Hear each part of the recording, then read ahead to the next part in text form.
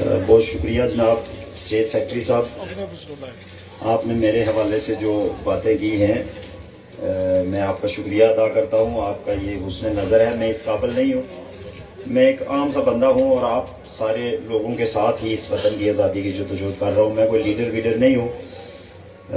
اٹھو میری دنیا کے غریبوں کو جگا دو، کاخ عمرا کے در و دیوار ہلا دو، گرماؤ غلاموں کا لہو سوز یقین سے، کنجش کے فرو مایا کو شاہی سے لڑا دو، کیوں خالق و مخلوق میں حائل رہیں پردے، پیران کلیسا کو کلیسا سے اٹھا دو، میں تنگ اور بیزار ہوں مرمر کی سلوں سے، میرے لیے مٹی کا حرم اور بنا دو، اور جس کھیت سے دہقاں کو میسر نہ ہو روزی، اس کھیت کے ہر خوشہ گندم کو جلا دو۔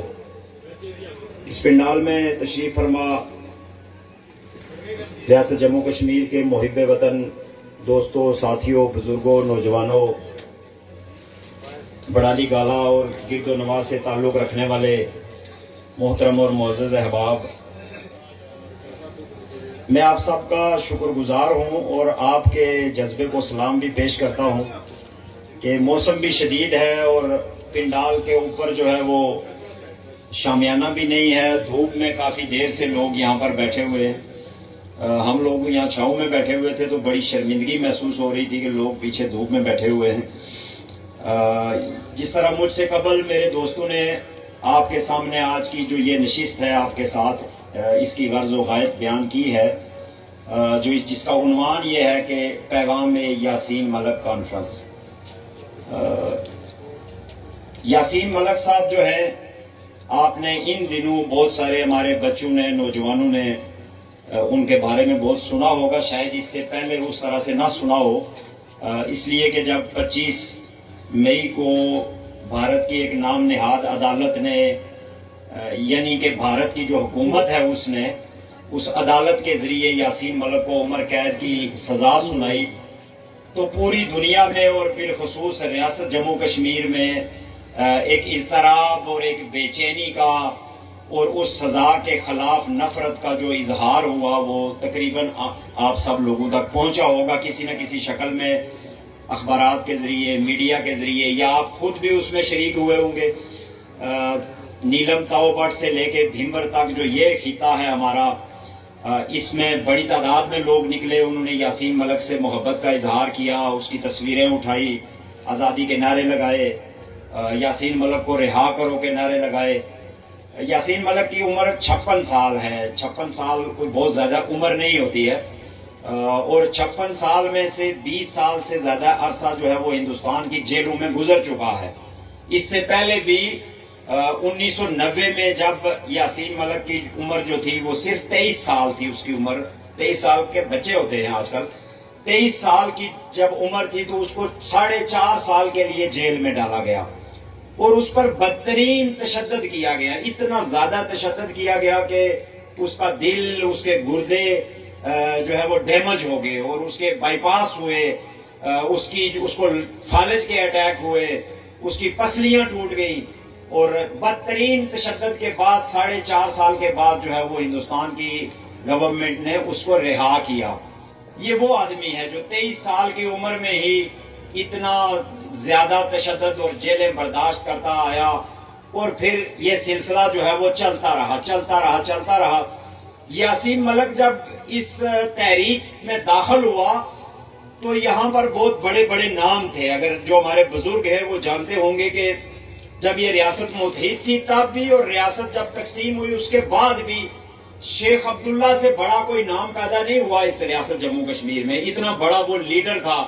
اس کو لوگوں نے شیر کشمیر کا خطاب دیا، وہ جہاں جاتا تھا وہاں پہ عوام کا مجمع لگ جاتا تھا، اور جب وہ بات کرتا تھا تو لوگ رونے لگتے تھے، وہ اتنا بڑا لیڈر اور مقرر تھا، لوگ اس پہ جان قربان کرتے تھے اور کشمیریوں کا وہ نمائندہ تھا۔ اسی طرح اس کے ساتھ اور ایک بہت بڑی کھیپ تھی جو رہنماؤں کی تھی، جو لیڈر تھے، جو لوگوں سے ووٹ لیتے تھے، جو منتخب ہو کے جاتے تھے اور لوگوں کو یہ کہتے تھے کہ ہم آپ کے نمائندے ہیں، آپ کی آزادی کی حفاظت کریں گے، آپ کے لیے جو ہے وہ ہم انڈیا اور پاکستان سے اور پوری دنیا سے جو ہے وہ جنگ لڑ رہے ہیں. اور یہاں بھی ریاست کے اس پار بھی سردار محمد ابراہیم خان، سردار عبدالقیوم خان، سردار سکندر حیات خان اور پتہ نہیں کتنے کتنے، مطلب بہت سارے نام ہیں. اگر گننا شروع کروں تو ایک لمبی فہرست ہو جائے گی، جو اپنے آپ کو بڑے بڑے رہنما اور لیڈر اور سردار اور چودھری اور قبائل کے جو ہے وہ بڑے سمجھتے تھے. اب یہ جو بڑا پن ہے، یہ جو بڑائی ہے قبائل کی یا قوموں کی، اس کے کچھ تقاضے بھی ہوتے ہیں.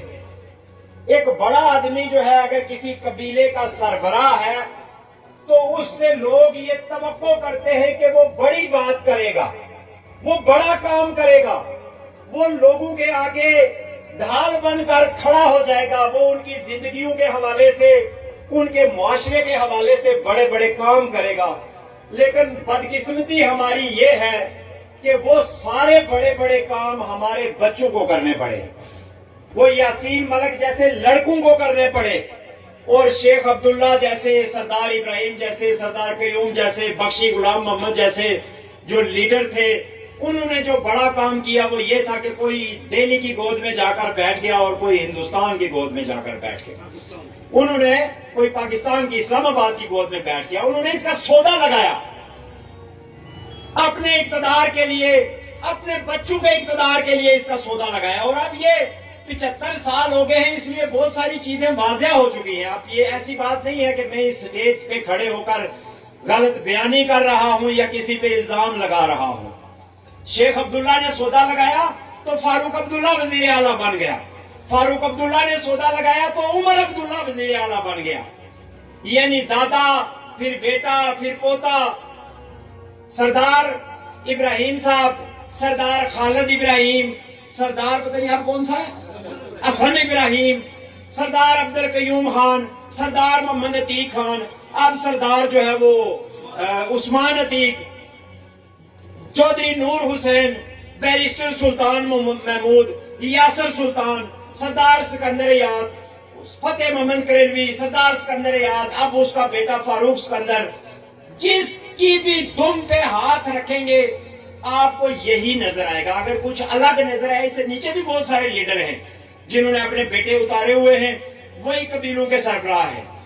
جاٹو نے طے کر لیا ہے کہ وہ بیرسٹر سلطان اور اس کی اولاد جو ہے وہی جاٹوں کی نمائندہ ہوگی. گجروں نے طے کر لیا ہے کہ فلانا فلانا جو ہے اور اس کی اولاد وہی نمائندگی کرے گی. سودروں نے طے کر لیا کہ فلانا فلانا اور اس کی اولاد، یعنی جو عام آدمی ہے، جو اس قبیلے کا عام بندہ ہے، جنہوں نے ان کو بڑا بنایا، جنہوں نے ان پہ پیسہ خرچ کیا، کروڑوں کے حساب سے ان کو چندہ دیا، ان کے ناز نخرے اٹھائے، ان کی دعوتیں کی، ان کے استقبال کیے، ان کو بڑا لیڈر بنایا، ان میں سے کوئی اس قابل نہیں ہے کہ اس کو جماعت کا ٹکٹ مل سکے. ان میں سے کوئی اس قابل نہیں ہے کہ وہ جماعت کا لیڈر بن سکے. انہی کے بچے لیڈر ہیں، چاہے لولا ہو، لنگڑا ہو، نکما ہو، میٹرک فیل ہو، انہی کا بچہ لیڈر ہے. تو یہ بہت بڑی بدقسمتی ہے کہ جن لوگوں کو ہم نے بڑا بنایا اور بڑا سمجھا وہ بڑے نہیں تھے، وہ لالچی تھے، وہ مفاد پرست تھے، وہ سوداگر تھے، وہ بیوپاری تھے. اور میں کیا مثال دوں آپ کو اس کے علاوہ 75 سال ہو گئے ہیں. ذرا اس سڑک کی حالت دیکھ لیجئے. ذرا ایک گدی کو جو ہے وہ پھلنی سے یہاں لے کر آئیے، یہاں آتے آتے وہ مرنے کی جیسی ہو جائے گی، اس کے پاؤں میں چھالے پڑ جائیں گے. ذرا کسی مریض کو یہاں سے، بالکل جو چھوٹا موٹا مریض ہو، اس کو کھوئرٹا تک لے جائیں، اس کو دل کا دورہ پڑ جائے گا اس روڈ پر چلتے ہوئے. میں یہاں مسجد میں ابھی نیچے گیا، واش روم استعمال کرنے کے لیے پانی نہیں ہے، کسی پائپ میں پانی نہیں آتا ہے، بجلی نہیں ہے، اسپتال نہیں ہے، سکول نہیں ہے. اگر ہیں تو ان کے اندر جو ملازم ہیں وہ کیا کر رہے ہیں وہ آپ کو پتا. میری اور آپ کی یہ ڈیوٹی نہیں ہے کہ ٹیچر سکول میں حاضر ہو، کمپاؤنڈر اور ڈاکٹر جو ہے وہ ڈسپینسری میں حاضر ہو. یہ اس کی ڈیوٹی ہے، اور اس کے اوپر جو افسر ہیں اور اس کے اوپر جو حکومت ہے یہ اس کی ڈیوٹی ہے. لیکن نہ ماسٹر حاضر ہیں، نہ ڈسپینسر حاضر ہیں، نہ اسپتال ہے، نہ سکول ہے 75 سال سے. پھر بھی میں چودھری صاحب ہوں، پھر بھی میں جو ہے وہ سردار صاحب ہوں. کس چیز کی سرداری؟ اس کچرے کی. یہ کچرا جو ہے اس کے اوپر جو لوگ بیٹھے ہوئے تھے ان کو سردار نہیں کہتے، میں ان کو بھی برا نہیں کہتا، وہ بھی انسان ہے، وہ ایک کام کر رہے ہیں، ہماری خدمت کرتے ہیں، لیکن کچرے کے اوپر بیٹھے ہوئے ان کو چوڑا کہتے ہیں، سردار نہیں کہتے ہیں۔ یہ کچرا ہے یہ سارا، اور یہ چوڑے جو ہیں یہ ہمارا سودا لگا رہے ہیں، ہمیں بیچتے ہیں، اس لیے ان کا احتساب ضروری ہے۔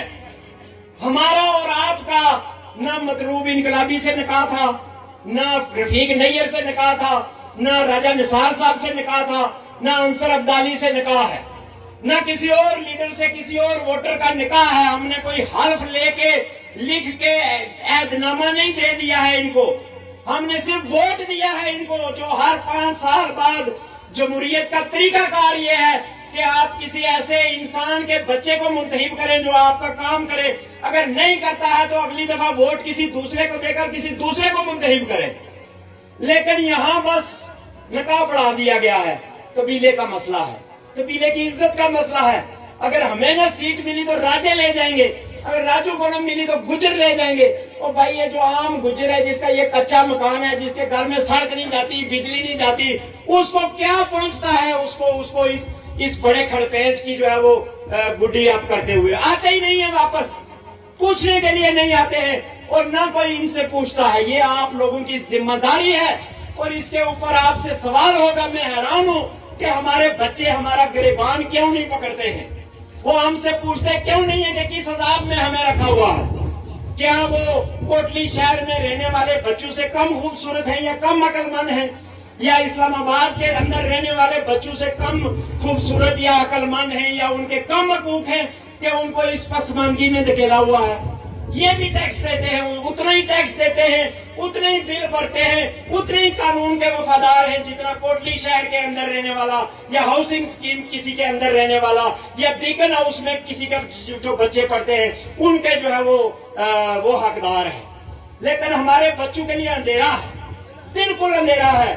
اور میں دعوے سے کہتا ہوں اس علاقے کا کوئی گھر ایسا نہیں ہوگا، کوئی گھر، میں دعویٰ کرتا ہوں کہ جو یہ تیاری کر کے نہ بیٹھا ہوا ہو کہ جیسے ہی 18 سال کا ہوگا تو پاسپورٹ بنوا کے فلانے ایجنٹ صاحب سے بات کروں گا اور اس کو دبئی بھیج دوں گا، اس کو سعودیہ بھیجوں گا، یہ وہاں جا کے مزدوری کرے گا اور پھر 4 پیسے کمائے گا، اور میں گاؤں میں ایک چھوٹا سا مکان بنا کے لوگوں کو بتاؤں گا میں بھی امیر ہو گیا ہوں، میرے بچہ بھی جو ہے وہ سعودی عرب ہے۔ جا کے دیکھنا کبھی سعودی عرب میں اور دبئی میں جو بچے کام کرتے ہیں ان کا حشر کیا ہوتا ہے، ان کو وہاں کیسے ڈیل کیا جاتا ہے، یہ بھی کبھی دیکھنے کی ضرورت کرنا۔ ہمارے بچوں کی، انگریزوں کے بچے یہاں آ کر کیوں نہیں مزدوری کرتے؟ کیا پرابلم ہے؟ یہ کبھی سوچا آپ نے؟ یا عربیوں کے بچے، جن عربیوں کی ہم جا کے مزدوری کرتے ہیں، ان کے بچے یہاں آ کے مزدوری کیوں نہیں کرتے؟ کوئی یورپ کا آدمی یہاں آ کے مزدوری کیوں نہیں کرتا؟ اس لیے کہ وہاں حکومتیں ہیں، اور انسانوں کی حکومتیں ہیں، جانوروں کی حکومتیں نہیں ہیں۔ ان کو احساس ہے، ان کو پتا ہے کہ شہریوں کے کیا حقوق ہوتے ہیں، شہریوں کو پتا ہے کہ حکومت کی کیا ذمہ داری ہے۔ یہاں دونوں طرف معاملہ ایک جیسا ہے، نہ شہریوں کو پتا کہ حکومت کی کیا ذمہ داری ہے، نہ حکومت کو پتا کہ ان کی کیا ذمہ داری ہے شہریوں کے تئیں۔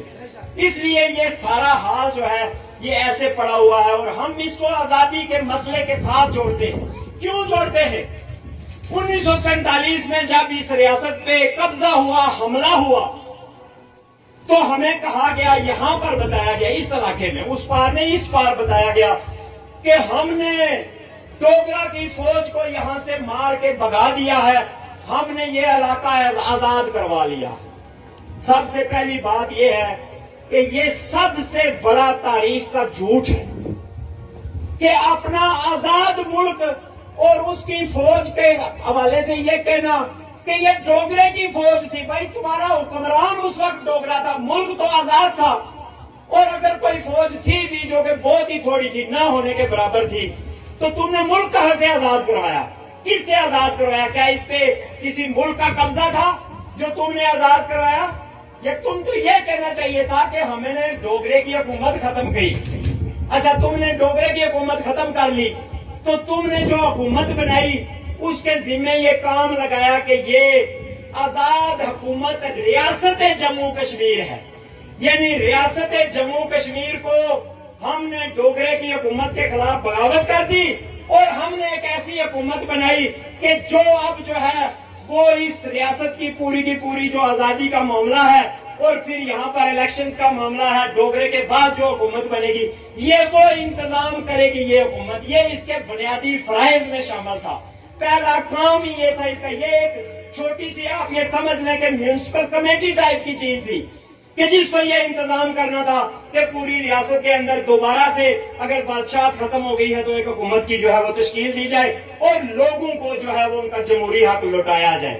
لیکن انہوں نے اس کے بعد یہ کیا کہ انہوں نے کہا اچھا یہ 4000 مل گیا اور اقتدار بھی مل گیا تو چھوڑیں وہ معاملہ جو ہم نے جس کے اوپر یہ بغاوت کی تھی اس کو سائیڈ میں رکھتے ہیں، اب اسی کو انجوائے کرتے ہیں، اب اسی پہ چلتے ہیں اور اپنے بچوں کا اور اپنی اولادوں کا مستقبل سنوارتے ہیں۔ اور اس کا نتیجہ کیا نکلا؟ پھر اس حکومت کی اوقات آپ ہر سال، ہر دوسرے سال، بلکہ ہر روز ہی دیکھتے ہیں۔ زیادہ پرانی بات نہیں ہے، بالکل ہی کوئی 6-8 مہینے ہوئے ہوں گے اس بات کو، ایک پارٹی یہاں پہ الیکشن جیت گئی، اس کا نام پاکستان تحریک انصاف پارٹی، پاکستان کی الیکشن یہاں سے جیت گئی، جیسے کیسے جیتی۔ اس کے بعد اس پارٹی کا صدر تھا ہمارا ایک کشمیری بیرسٹر سلطان محمود چودھری۔ آئین، قانون، طریقہ کار، اخلاقیات یہ کہتی ہے کہ جو پارٹی کا صدر ہوتا ہے وہ پھر حکومت کا سربراہ بنتا ہے۔ آپ نے دیکھا اس کے ساتھ انہوں نے کیا سلوک کیا، اس کو کیسے ذلیل اور رسوا کیا، اور یہ فخر سے اعلان کرتے رہے کہ وزیر اعظم وہ ہوگا جس کو عمران خان نامزد کرے گا۔ الیکشن آزاد کشمیر میں ووٹ ہم دیں، حکومت ایک علیحدہ سے ہماری آزاد حکومت ریاست جموں کشمیر، وزیر اعظم ہمارا بنائے گا عمران خان، اور وہی عمران خان آج گلیوں میں چیخ رہا ہے امپورٹڈ حکومت نامنظور، امپورٹڈ حکومت یعنی کہ باہر سے آئی ہوئی حکومت نامنظور۔ اور آزاد کشمیر والے بھی یہ جو ایک نیا موچو والا ابھی پیسے والا انہوں نے بنایا ہے، وہاں پہ جا کے پرسوں گنڈا پور کے گھٹنے پہ، گنڈا پور کے سر کے نیچے اپنا گھٹنا دے کے لیٹا ہوا تھا جس دن یاسین ملک کو ادھر سزا سنائی جا رہی تھی، یہ اس گنڈا پور کا اس بالوں والے ریچھ کا سرانہ بنا ہوا تھا اور کہہ رہا تھا امپورٹڈ حکومت نامنظور، اور خود یہاں پہ کہہ رہا تھا عمران خان فیصلہ کرے گا۔ تو یہ کون سی حکومت ہو گئی؟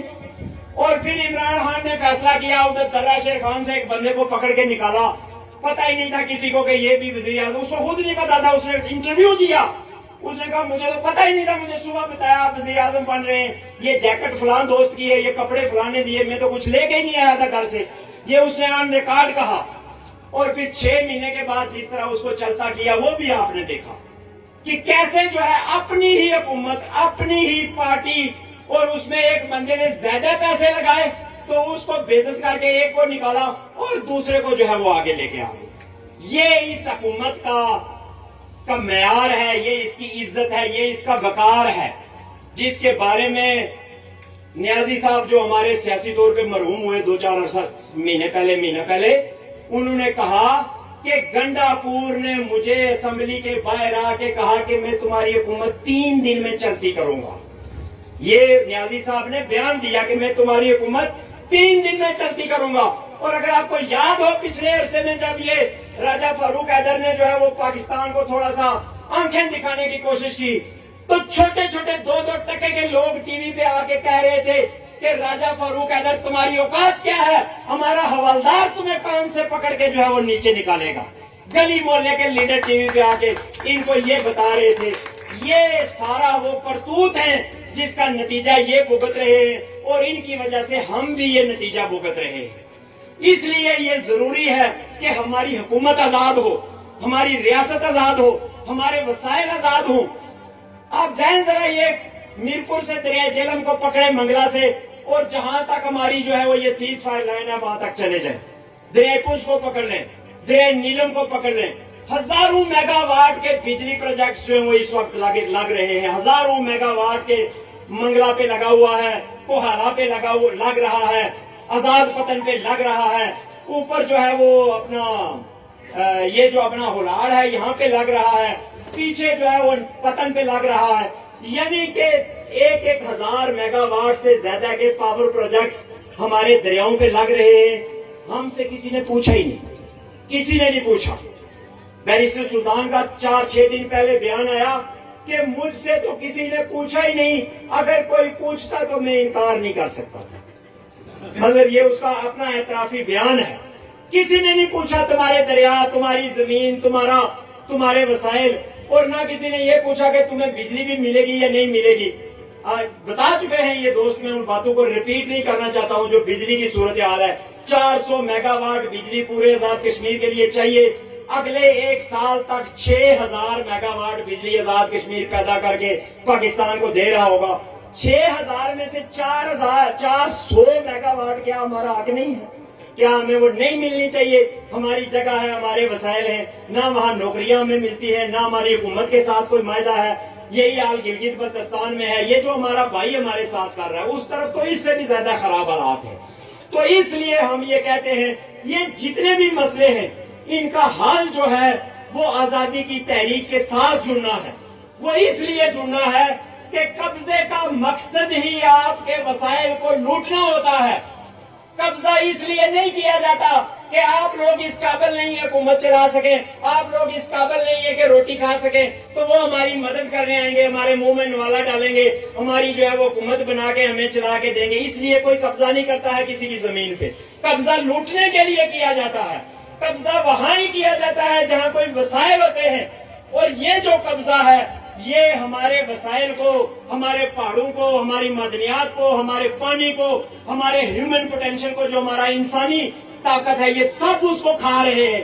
ارزاں نیکوں پہ سستے داموں نچوڑ کر کھا رہے ہیں. پیسہ بھی نہیں دیتے ہیں، پوچھتے بھی نہیں ہیں.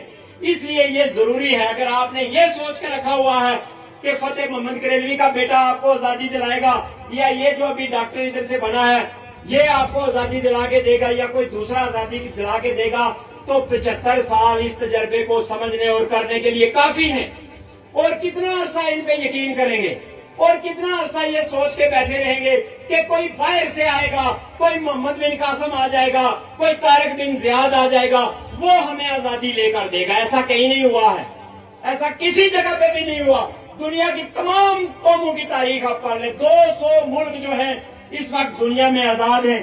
ہر قوم کے پاس جب آپ جائیں گے تو آپ کو سب سے پہلے اپنے ان ہیروز کے وہ نام بتائیں گے کہ جنہوں نے اس قوم کو آزادی دلائی.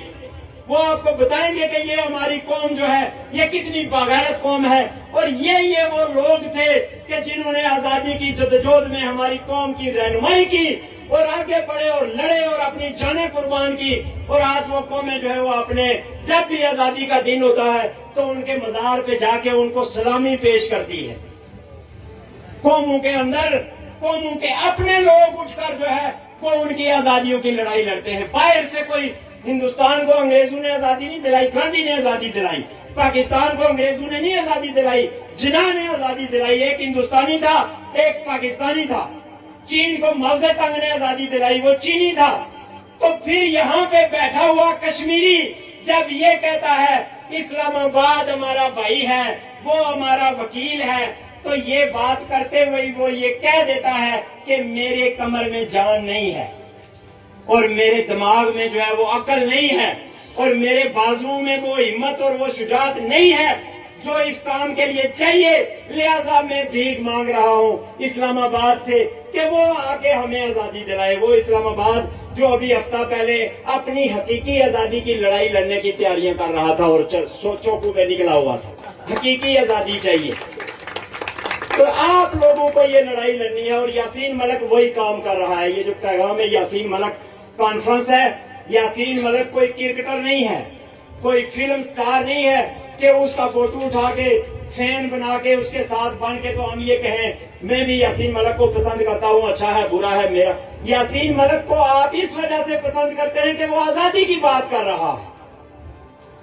جب پیغمبر اسلام نے اسلام کی تبلیغ شروع کی، مکہ کے کفار سے بات کی، تو ابو سفیان نے کہا کیا چاہتے ہو؟ دولت چاہیے؟ سارے جزیرہ نما عرب کی دولت اکٹھی کر کے دے دیتا ہوں. خوبصورت لڑکی چاہیے؟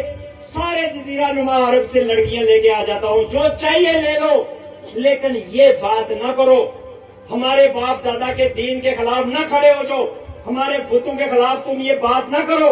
تو پیغمبر کا جواب تو آپ سب نے پڑھا ہے، یہ دوسری تیسری کی کلاسوں میں بھی پڑھاتے ہیں. کہ انہوں نے کہا میرے ایک ہاتھ پہ سورج رکھ دو, دوسرے ہاتھ پہ چاند رکھ دو, پھر بھی جو اللہ کی وحدانیت کی میں بات کر رہا ہوں اس سے پیچھے نہیں ہٹوں گا. یہ ان کا جواب تھا. یاسین ملک نے کیا جواب دیا دہلی کی عدالت کو؟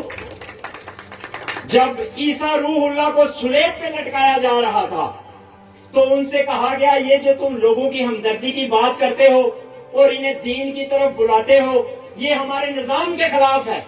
یہ ہمارا جو پیچھے سے ہمارا کلیسا اور چرچ چلا آ رہا ہے, یہ اس کے خلاف تم باتیں کر رہے ہو.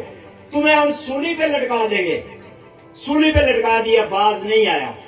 سقراط کے آگے زہر کا پیالہ رکھا گیا, کہا گیا پیچھے ہٹ جاؤ, سچ سے پیچھے ہو جاؤ, نہیں تو زہر کا پیالہ پی لو. اس نے اٹھایا زہر کا پیالہ اور پی لیا. سچ سے پیچھے نہیں ہٹا. آج بھی ہم میں سے کوئی نہیں جانتا ہے, یونان کا تھا, یونان کو بھی ہم لوگ نہیں جانتے ہیں کس جگہ پہ ہے کس جگہ پہ ہے, لیکن ہمارے گھروں میں, ہماری تقریروں میں, ہماری محفلوں میں سقراط کا نام, یونان کو بھی ہم لوگ نہیں جانتے ہیں کس جگہ پہ ہے کس جگہ پہ ہے, لیکن ہمارے گھروں میں, ہماری تقریروں میں, ہماری محفلوں میں سقراط کا نام بولا جاتا ہے کہ اس نے زہر کا پیالہ پیا تھا. تو یاسین ملک کو جب عدالت نے کہا کہ تمہارے اوپر یہ آروپ ہیں, تم نے یہ کیا, تم نے یہ کیا, تم نے یہ کیا, تم نے یہ کیا, تو اس نے کہا میں تمہارے سارے جو یہ جھوٹے الزامات ہیں ان کو مسترد کرتا ہوں. ایک سچا الزام ہے جس کو مانتا ہوں, وہ یہ ہے کہ میں آزادی کا جرم کر رہا ہوں, آزادی مانگنے کا جرم کر رہا ہوں. اس کے علاوہ اگر کوئی جرم ہے تو ثابت کرو. پورے ہندوستان کو چیلنج کرتا ہوں, اس کی ایجنسیوں کو چیلنج کرتا ہوں اس عدالت میں کھڑے ہو کر دنیا بھر کے میڈیا کے سامنے. اگر میں نے کوئی دہشت گردی کی ہے, اگر میں نے کوئی انسانیت کے خلاف جرائم کیے ہیں, میں نے کسی سے پیسہ لیا ہے تو ثابت کرو, تحریک چھوڑ دوں گا. تو جج نے کہا ان باتوں کا وقت نہیں ہے اب. تو یاسین ملک نے کہا میں کون سا بھیک مانگ رہا ہوں جو ان باتوں کا وقت نہیں ہے. تم نے جو کرنا ہے کر لو, تم نے جو لٹکانا ہے لٹکا لو مجھے, لیکن کل جو ہے وہ جب قوموں کی تاریخ کے اوپر فخر کے ساتھ بڑے بڑے انقلابیوں کے, بڑے بڑے رہنماؤں کے نام آئیں گے تو وہاں پر ہماری قوم کی بھی غیرت اور عزت کے تقاضے کا اور اس کے محافظ کا نام آئے گا. آج آپ جائیں, آپ یورپ میں کسی جگہ پہ جائیں, افریقہ میں چلے جائیں, امریکہ میں چلے جائیں, صرف یاسین ملک کا نام لے لیں, آپ کو کشمیر کے بارے میں اور کچھ بتانے کی ضرورت نہیں پڑے گی. یعنی وہ کشمیر بن گیا ہے, یاسین ملک کشمیر ہے اب. جس طرح جب ژان پال سارتر جو تھا فرانس کا ایک بہت بڑا دانشور تھا, بہت بڑا دانشور تھا, عالمی شہرت یافتہ دانشور تھا, جب فرانس نے الجزائر پر قبضہ کیا اور ظلم کیا, وہاں پر بہت زیادہ ظلم کیا, تو ژان پال سارتر جو فرانسیسی تھا وہ اس ظلم کے خلاف کھڑا ہو گیا اور اس نے کہا فرانس ظلم کر رہا ہے الجزائر میں, مسلمانوں کا ملک ہے الجزائر, ظلم کر رہا ہے. اور اس کی بیوی جو ہے وہ اپنی حکومت کے خلاف لڑنا شروع ہو گئے. تو ڈیگال جو پریزیڈنٹ تھا فرانس کا, اس کے پاس فوج کا سربراہ گیا اور اس نے کہا جی یہ سارتر جو ہے یہ کیا کر رہا ہے, یہ لوگوں کو ہمارے خلاف جو ہے وہ کر رہا ہے, ہم وہاں پر الجزائر میں جنگ لڑ رہے ہیں اور یہ اپنی پبلک کو ہمارے خلاف کر رہا ہے, اس کو جیل میں ڈالو. تو ڈیگال نے اس جنرل کو جواب دیا کہ سارتر فرانس ہے, سارتر اتنا بڑا آدمی ہے کہ جب سارتر کا نام کوئی لیتا ہے تو اس کا مطلب ہے فرانس, تو فرانس کو میں جیل میں نہیں ڈال سکتا. تو یاسین ملک جو ہے وہ اب کشمیر ہے.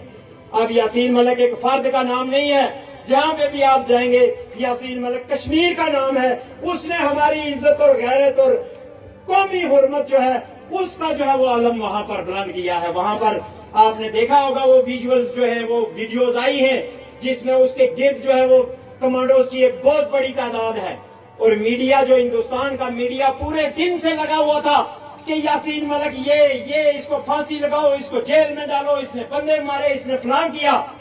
تو ساتھ ساتھ یہ بھی کہہ رہا تھا کہ بڑا اکڑ کے چل رہا ہے, اور اس کا باڈی لینگویج دیکھیں اس کی, یہ مسکرا رہا ہے اور اس کو کوئی پرواہ ہی نہیں ہے. کہہ تو وہ دشمنی میں رہے تھے, لیکن دنیا یہ بتا رہی تھی یاسین ملک کی باڈی لینگویج ہیروز والی ہے, آزادی پسندوں والی ہے, انقلابیوں والی ہے, مجرموں والی نہیں ہے. مجرم جب عدالت میں جاتا ہے تو وہ شرمسار ہوتا ہے, وہ کسی سے نظر نہیں ملا سکتا, وہ میڈیا کو دیکھ کے ایسے سمائل نہیں دیتا, اپنے دوستوں کو دیکھ کے مسکراتا نہیں ہے. تو یاسین ملک کی جو وہ مسکراہٹ اور وہ چال تھی اس چال کو ٹرانسلیٹ کرنے کی ضرورت ہے. ریاست جموں کشمیر کے ہر بچے کے اندر، چاہے وہ دیہات میں ہے، چاہے وہ شہر میں ہے، چاہے وہ بڑالی گالا میں ہے، چاہے وہ سدروتی میں ہے یا تیتری نوٹ میں ہے، ہر بچے کے اندر اس چال کا عکس نظر آنا چاہیے. ہم ایک باغیرت قوم کے فرزند ہیں اور ہم اپنی آزادی کی تحریک خود لڑیں گے انشاءاللہ، خود آگے بڑھیں گے. اور یہ جو قبضے کی لکیر ہے، اس کے ظلم اور ستم سے کون واقف نہیں ہے؟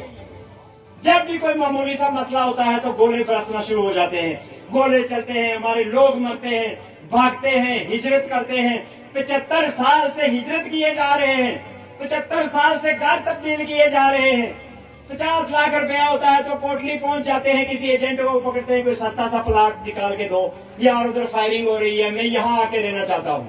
کروڑ روپیہ ہو جاتا ہے تو کوٹلی سے بھی آگے پنڈی کی طرف لے کے چلے جاتے ہیں، یار ادھر میرے بچے، ان کی پڑھائی بھی اچھی ہوگی، محفوظ بھی رہیں گے، یہاں کوئی پلاٹ ڈھونڈ کے دو.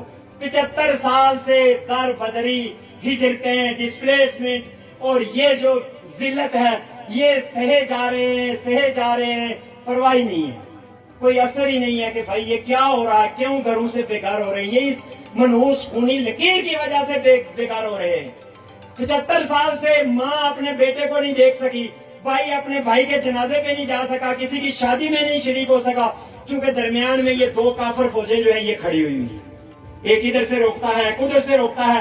اپنے ہی گھر میں ہم آ جا نہیں سکتے ہیں، اپنے ہی گھر میں شناختی کارڈ چیک کروانا پڑتا ہے، اپنے ہی گھر میں تلاشی دلوانی پڑتی ہے. یہ کون سا ملک اور کون سی جگہ ہے؟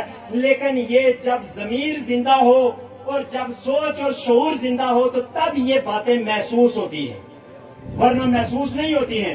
بکری کو آپ 100 گالیاں دے دیں، کھوتے کو آپ کچھ بھی کہتے رہے، اس کو کوئی محسوس نہیں ہوتا ہے. آپ سارا دن کھوتے کو کھوتا کہتے رہے، اس کو کوئی محسوس نہیں ہوگا. ایک شعور والے زیرو آدمی کو کھوتا کہہ کے دیکھیں، وہ آپ کا سر پھاڑ دے گا. تو یہ جو جانوروں اور انسانوں میں امتیاز ہے، یہ جو فرق ہے، یہ فرق نظر آنا چاہیے. بھیڑ بکریوں میں اور انسانوں میں فرق نظر آنا چاہیے. سودے بھیڑ بکریوں کے لگائے جاتے ہیں، سودے انسانوں کے نہیں لگائے جاتے ہیں. اس لیے میرے بھائیوں اور دوستوں، اپنی بات کو خاتمے کی طرف لاتے ہوئے میں آپ سے یہ اپیل کروں گا، یہ جو جھنڈا آپ دیکھ رہے ہیں، یہ لبریشن فرنٹ کا، لبریشن فرنٹ کے لیے کوئی جیل ویل اور یہ قربانیاں نئی بات نہیں ہے، نہ ہمارا آپ کے اوپر کوئی احسان ہے. ہمارا فرض ہے، ہم ادا کر رہے ہیں. جس طرح ایک گھر میں 5 بیٹے ہوتے ہیں، کوئی زیادہ کماتا ہے، کوئی کم کماتا ہے، کسی کی نوکری لگتی ہے، کسی کی نہیں لگتی ہے، لیکن گھر والوں کے ماں باپ کے نزدیک وہ سارے برابر ہوتے ہیں، ان سب کی عزت ہوتی ہے، سب کا وقار ہوتا ہے.